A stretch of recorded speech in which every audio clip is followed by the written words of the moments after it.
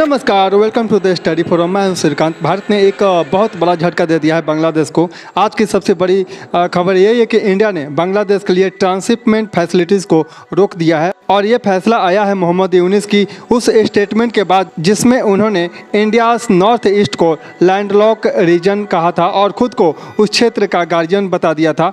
India ने अब इस मूव के जरिए साफ कर दिया है कि असली गार्जियन कौन है और यह डिसीजन एक ऐसे टाइम पे आया है जब बांग्लादेश को डेस्परेटली एक नए एक्सपोर्ट डेस्टिनेशन की तलाश थी। अगर आप मुझसे सवाल पूछे कि क्या भारत ने ये सही किया, तो मेरा जवाब होगा बिल्कुल सही किया। ट्रंप एडमिनिस्ट्रेशन ने बांग्लादेश पर पहले से ही 37% हैवी टैरिफ लगा दिया है, जबकि इंडिया पर सिर्फ 26% टैरिफ लगाया है और वो भी रेसिप्रोकल ट्रेड डील के चलते नेगोशिएट हो रहा है। अब आप सोचिए, इंडिया के टी शर्ट अगर 100 रुपये की है तो यूएस में 126 रुपये की बिकेगी, ठीक है।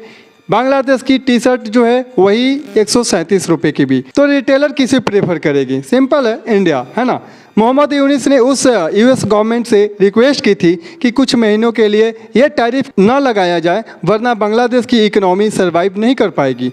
अब इस हालत में जब बांग्लादेश पहले से ही स्ट्रगल कर रहा है, इंडिया का ये कदम बांग्लादेश को और आइसोलेट कर रहा है। इंडिया ने साफ कर दिया है, नो मोर फिश राइट्स। अब जरा समझते हैं ये ट्रांसशिपमेंट फैसिलिटीज़ होती क्या है। देखिए, 2010 में इंडिया और बांग्लादेश ने ना एक trade and transit treaty sign की थी, जिससे बांग्लादेश को यह सुविधा मिली कि वो इंडिया की ज़मीन का यूज करके नेपाल, भूटान और म्यांमार के साथ ट्रेड कर सके। 2020 में इंडिया ने ये तक कह दिया, no custom free, use our land freely. लेकिन बदले में बांग्लादेश ने इंडिया को अपनी वाटरवेज दी थी ताकि इंडिया अपने नॉर्थ ईस्टर्न स्टेट तक कनेक्टिविटी इंप्रूव कर सके। लेकिन अब बांग्लादेश की एंटी इंडिया रिस्टोरी के बाद इंडिया ने इस सुविधा को सस्पेंड कर दिया है और ये एक क्लियर मैसेज है, सपोर्ट के बदले रिस्पेक्ट चाहिए। आपने हाल ही में सुना होगा, मोहम्मद यूनिस ने बिम्स्टेक समिट के दौरान कहा था कि अगर चाइना को नॉर्थ ईस्ट एक्सेस चाहिए तो वो बांग्लादेश के थ्रू ही संभव है, और यहाँ तक भी कह दिया था कि north east is actually a separate country, जो एक हाईली प्रोवोकेटिव स्टेटमेंट थी। पीएम मोदी और यूनिस के बीच 40 से 45 मिनट की मीटिंग भी असफल रही और शायद उसी का ये नतीजा है।